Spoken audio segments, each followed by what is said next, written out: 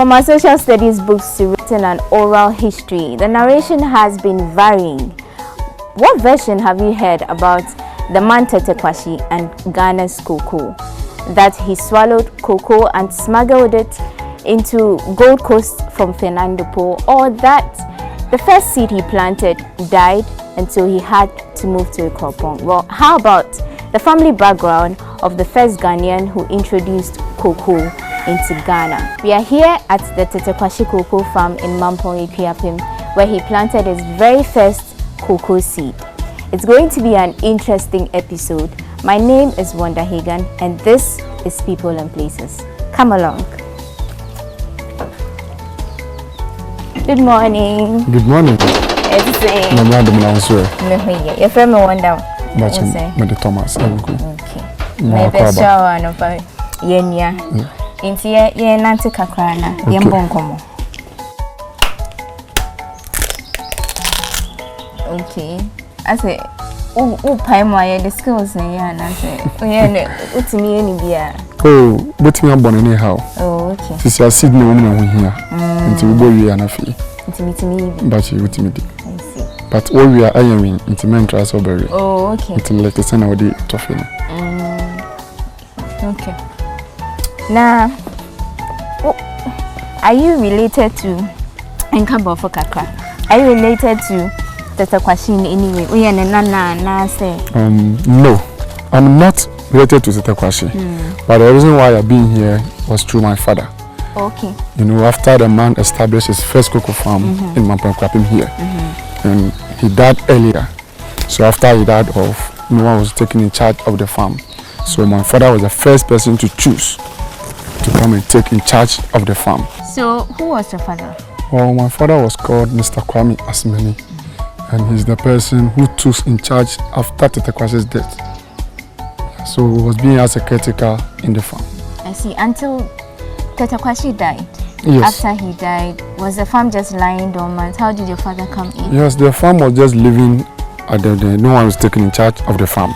So my father came from the farm place to Mampong Ipiapim here. Okay. So as soon as he entered the town, then they handed the farm to him. Oh, okay. To take in charge of the farm. Are you the one who took over from your father? You mentioned the caretaker.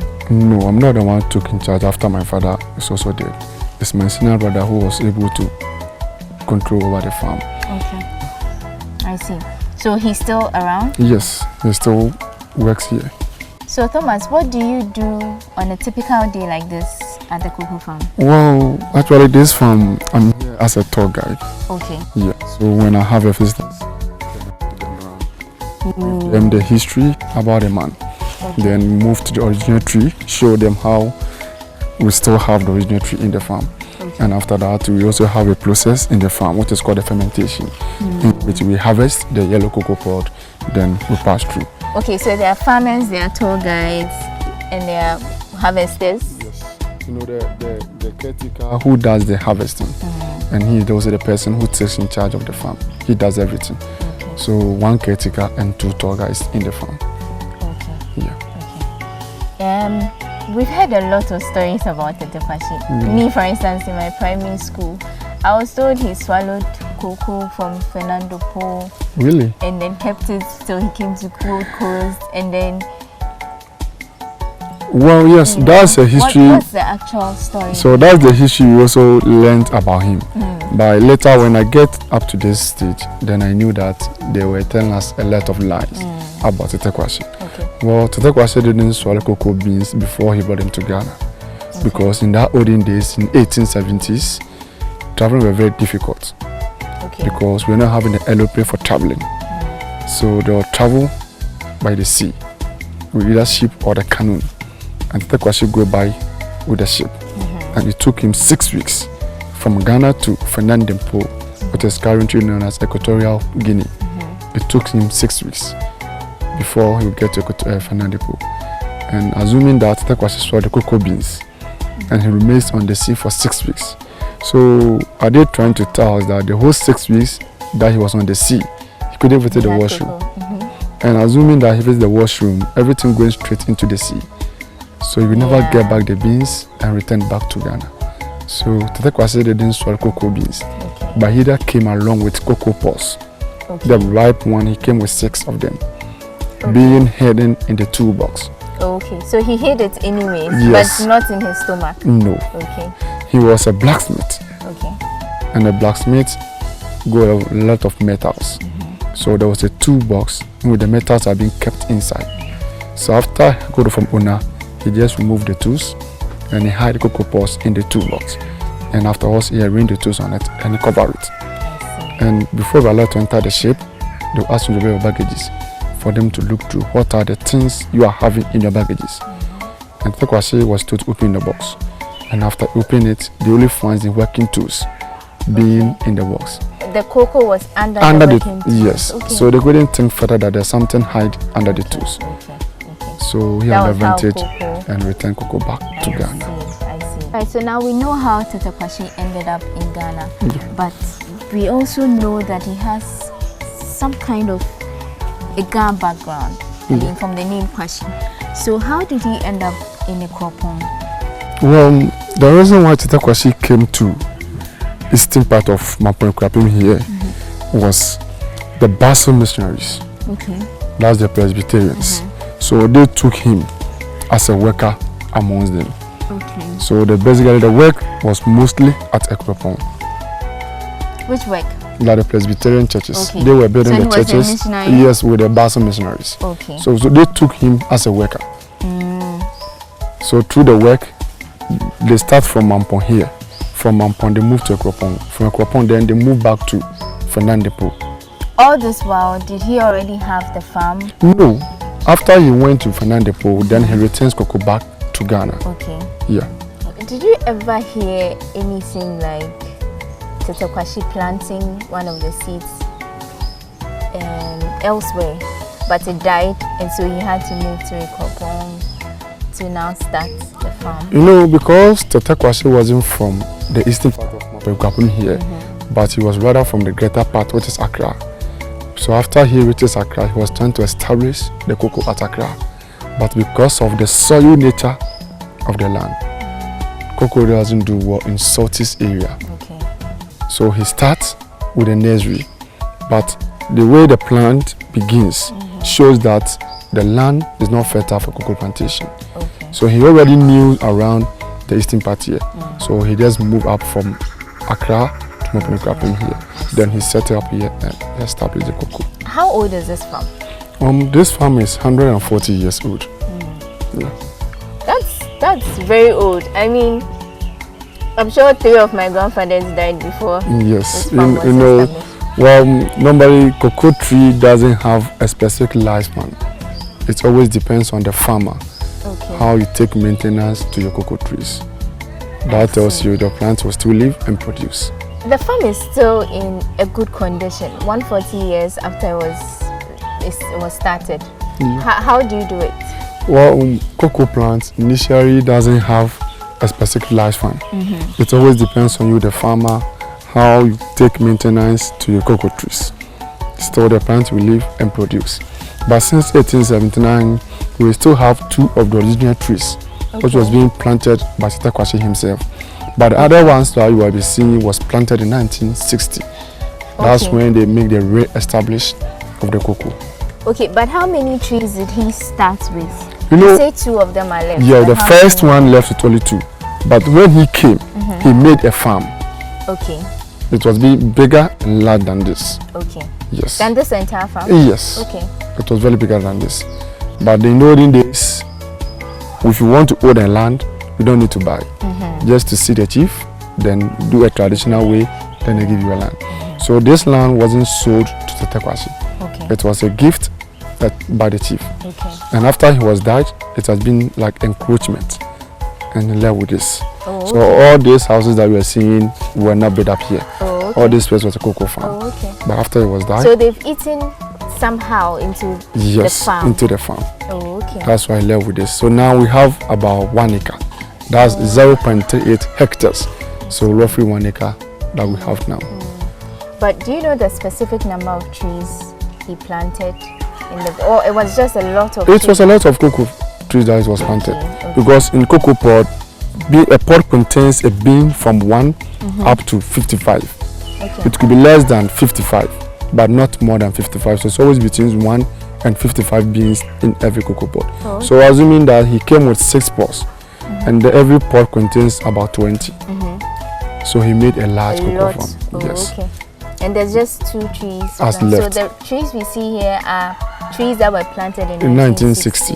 Yeah, that's when they built up the Tetteh Quarshie Memorial Hospital. Oh, okay. Yeah, it was being like a memory of Tetteh Okay. Quarshie. Okay. So there are a lot of trees here. I'm not too. I see one of the original trees planted, but I see 3 trees here. So which is the original? Well, these are the one of the original trees which was planted by him. This one?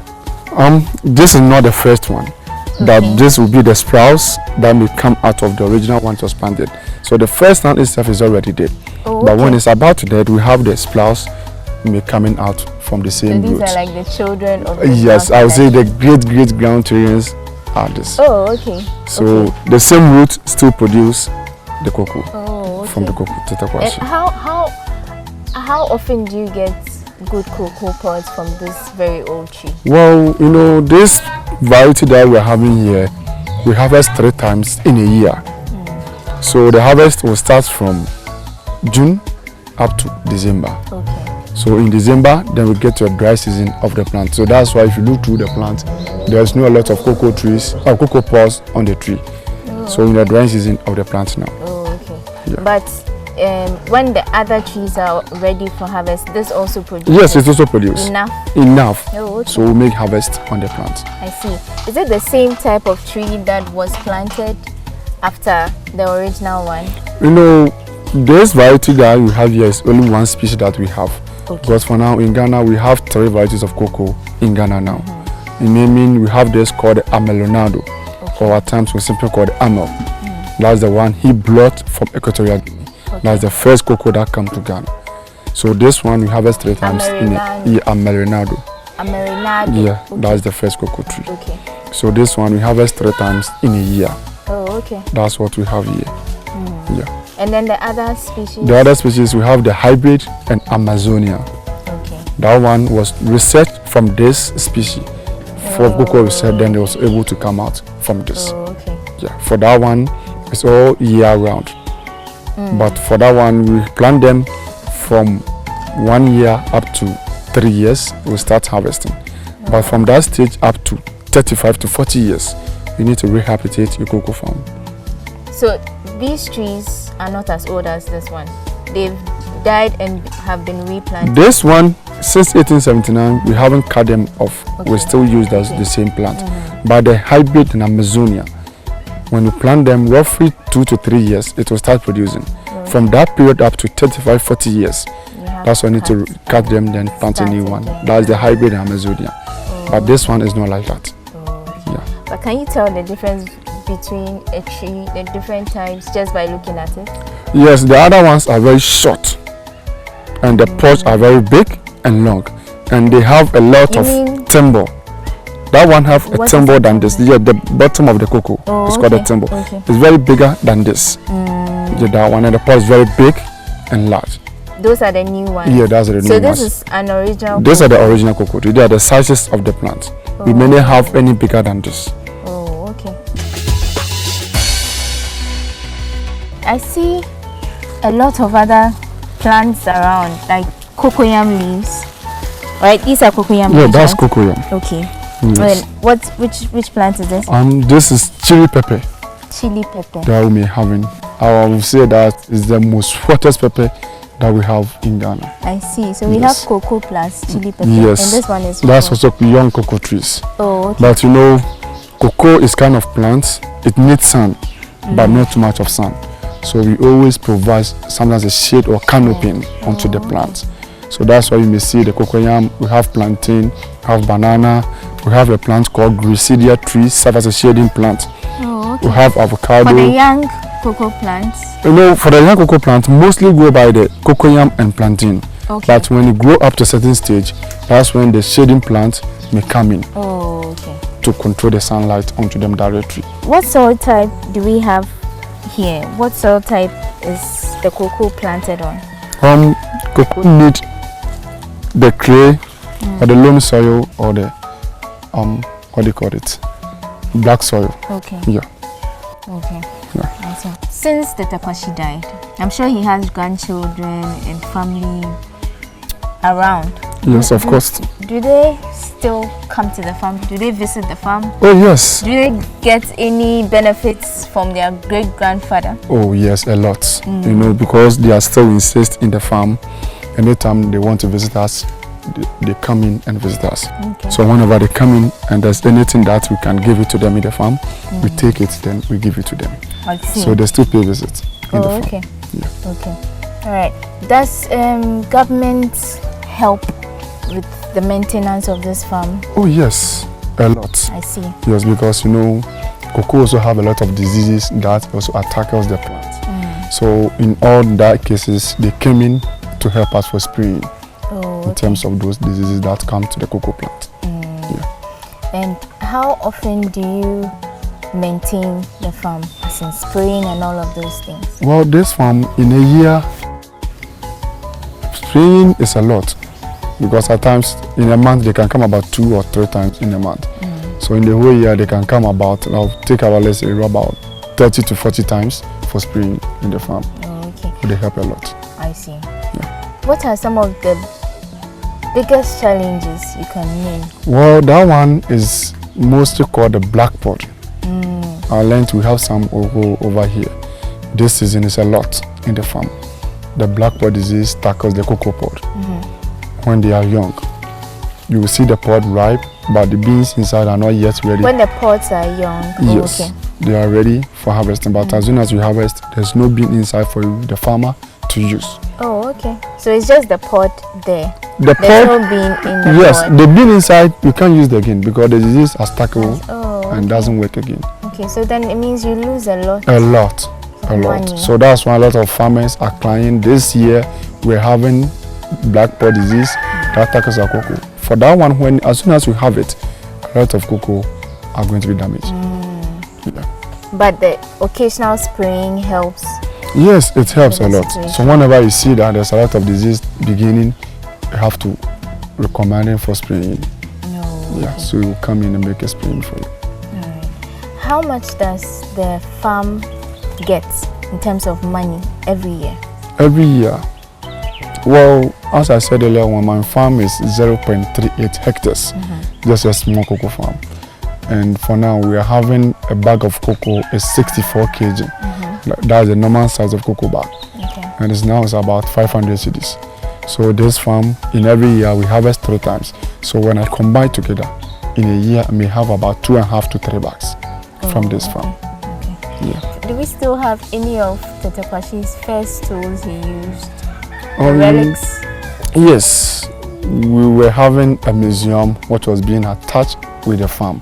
Oh, okay. Than the tools that we were using over there. But due to 1 or 2 issues, the museum has been closed for renovations. What are those issues? That's for renovation Okay. at the place. So we are not running it for a few months ago. How So, long? Just few months, let me say about 3 or 4 months ago. Oh, So very soon we will start using the museum. but I know that was a tourist site. So Yes, a it means tourist site, that so- people are not coming there anymore. People are visiting the place, but we are not taking them to the museum because of renovation. Okay, so it used to be when people come for a tour, they come to the farm and then go and see the museum. Yes, But now when they come when they come, we just give them the tour in the farm. in the farm, Yes, and then the Then- tools are somewhere. yes. Oh, okay. Do we know when this museum is going to be open? They said very soon. They are working on it, so They, very who, soon. Who are they? That's Ghana Tourism. Oh, okay. Yeah, so very soon they will come and they will done with it, then it will be open. Oh, okay. Yeah. So how many tourists, for instance, you get in a month? Well, in a month, you know, at times we have badges. They come with badges. A day may have about 20 group of people may come over here. Okay. So at times in a week they will come about 2 or 3 times in a week. But maybe 2 at times in the whole week no one will come. Wow. Yes. So they are dry season. Yes. So at times it but which become group of people mostly come here? Ghanaians? No. Foreigners? Mostly we have foreigners. A lot of foreigners are coming okay. for visit. More than Ghanaians? More than Ghanaians, 100% than Ghanaians. I see. Yeah. But do we still have Tetteh Quarshie's house where he stayed in Mampong, Ekiapim? Is it still there? Yes, we still have the house where he was living. So we come to the farm in the morning like this. So after he's closed, then he'll go back to the house.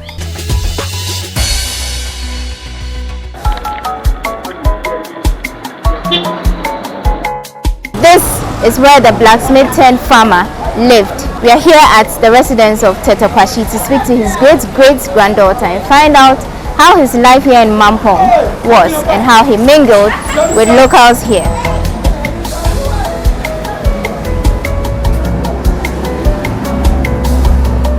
Yo, ma, good morning. The picture from me one that I was say. From Dorothy Hammond. Okay. Now, feeding Desa. Desa. Okay. Oh yeah, related to Tetteh Quarshie saying. Me and Kanso. Okay. Great granddaughter. Yeah. Okay. Now, inti, what's na if you have Matra Kobe. Yawaha. Oh, Cromhan were me. Okay, but Cromhan were me. And I'm the water waha. Okay.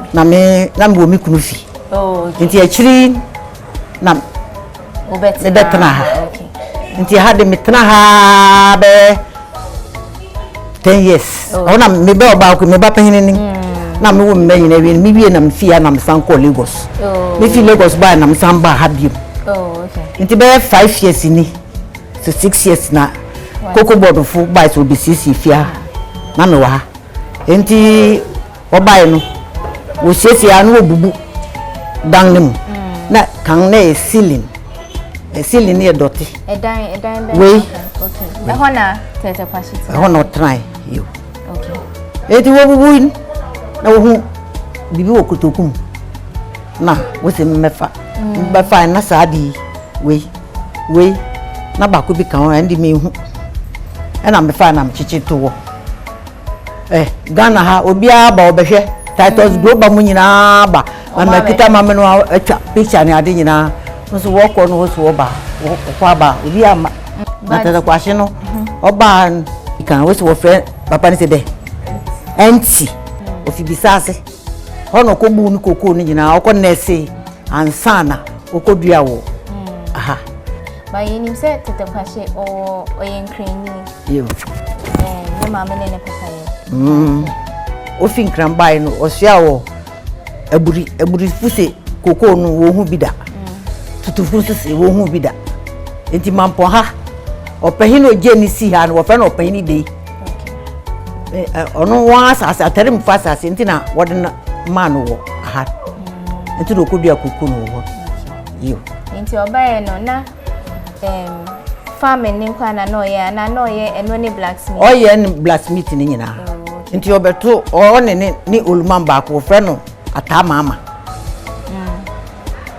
atama ate ono ni dan ni okay na Tetteh Quarshie ni so ni dan ni nti won wo sore a na won adwuma na wase he ya nti ho na wo ye won blacksmith adwuma nti kusimu kwa oluman ni film Tetteh Quarshie no so nya 50 years eno wi nyama na wo si hu ye ne obetimi akyerɛkyerɛ me mu kaka obetimi akofo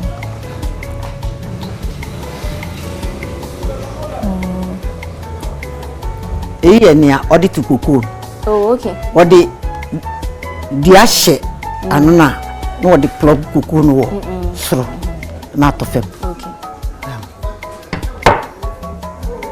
insu aso a no dodo oh okay Sanya menyina Tetteh Quarshie nankasa no ye yo no you see o so nankasa ne nsanu adwumani blacksmith boy blacksmith ti nankasa na adwuma ne nsanu adwumani no de ye no de okay now we nso dua hyeto ene wo de bo kokoro epai mu finally na me pese me say Tetteh Quarshie no say na oni Mampong fo eti oh Tetteh Quarshie ne de One man for fine. Anything a woman assassin or the choir you. Picture ne born the drawing. Name one nankasane picture. Nankasa picture. Oh, okay. I see. Yeah. Na intino wa budi nechi no. Ne nananom ne ade no. Mwenya bibia mo benefit e fit Tetteh Quarshie ni. Debi. Se me kasa me po me ba certificate or certificate be 24 mako koko board wo kura de me ba CV akọ obi mi so hwe se no tie se metenika be pum ne nti wo mani nyina me ba no kura fa wo abuchiri. Oh, okay. Nti onakasa no de no de ko na pa se wo fa Tetteh Quarshie busoni bia wa adwuma se na nse ne wa fa bidia ni di mintu minchire. Mama dance say me so me da mas papa.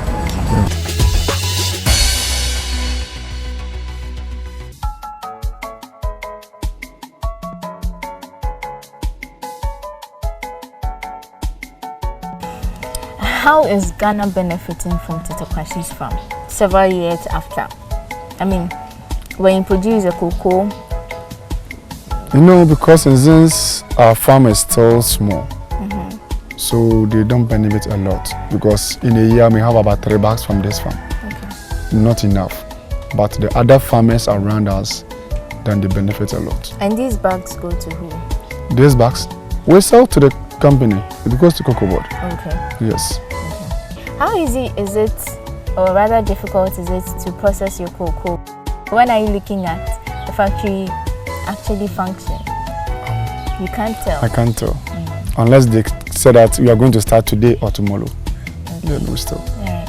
I want us to go through the process. The process of the fermentation. Yes. Okay. When you harvest cocoa, these are the pods. Yes. You harvest it, and then what's next? Yes. After harvesting, we'll go on the other basket or a bowl.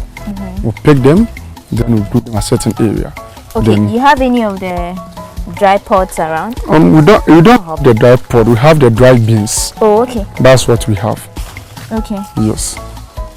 All right. So you were taking me through the process. Yes. So this is where we do our fermentation. So these are the samples of the drying cocoa beans. So as you can see from here, they are white over here. Okay. So we need to process from white flesh to brown. Okay. Because the drying process of the fermentation give us the flavor, taste, and the scent of chocolate. So this one over here, as soon as I crack it open, when it smells like chocolate. Okay. But when you chew it, it's a little bitter. Can we try it? Yeah, like the dark chocolate. So if you are not interested in dark chocolate, it's very difficult for you to chew. Oh, okay. So this is what. Yes, so you can have this. This is dark. Yes, so smell it first. How does it smell? Oh, so you can chew it. Chocolate. But it's very bitter. Not all that bitter. I see. It actually tastes like chocolate. Yes, so this is the beginning of the chocolate. So that's the dark chocolate. Oh, okay. Yeah. I see. So the reason why we do fermentation is, I want you to understand it very well. Okay. When I cut it open here, the inner part is purple. And the government doesn't like the color of this, but they want the rate of dark brown color. Oh, okay. So in here, supposed to be dark brown. Like this one? Like this. Oh, okay. So through fermentation. Fermentation is drying it in the sun? No. Okay. Fermentation is supposed to be done on the ground. Okay. After taking out the beans from the husk, we place it on plantain leaves or banana leaves. Okay. After that, we wrap it. Then we put some sticks or stones around it. Okay. We ferment it for 1 week. Oh, okay. But within the week, we must turn the beans 2 times in the week. And after that, we dry. So fermentation will turn from white to brown. Oh, okay. But they are still wet. So drying depends on the sunlight. Oh, okay. That's what we use for the drying. Okay. So that's why we do fermentation. So you can't use this raw thing for chocolate? No. You can smell it and see. Does it smell anything? No. Yes. it doesn't smell. I see. But the fermentation one and the other one smells like the chocolate. Okay, cool. How do you plant Cocoa? Can you like show me an example? Well, cocoa, in terms of planting cocoa, we have by direct and making of nursery. So which one do you prefer? I want both of them. You want both of them? Okay, there's a nursery cocoa over here. So let's go to the place where I wanted you to plant. Can I take this? Okay, if you want. So these are the nursery cocoa that we are going to plant. Okay. So like this, we dig a hole that can contain the whole soil in the rubber. Okay. So you dig the hole over here. Try it. Okay. Am I doing this right? So let me help you up. And after that, you plant it in there. Okay.